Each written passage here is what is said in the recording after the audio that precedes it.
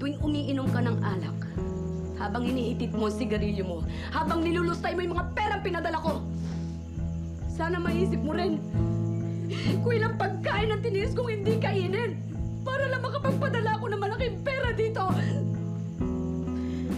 Sana, habang nakahiga ka dyan sa kutsyon mo, natutulog, maisip mo rin kung ilang taong kong tiniis ang matulog mag-isa habang nangungulila ako sa yakap ng mga mahal ko.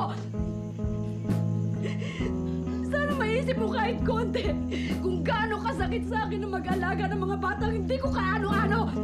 Samantalang kayo mga anak ko, hindi ko man lang kayo mahalagaan. Alam mo ba kung gaano kasakit yun sa isang ina?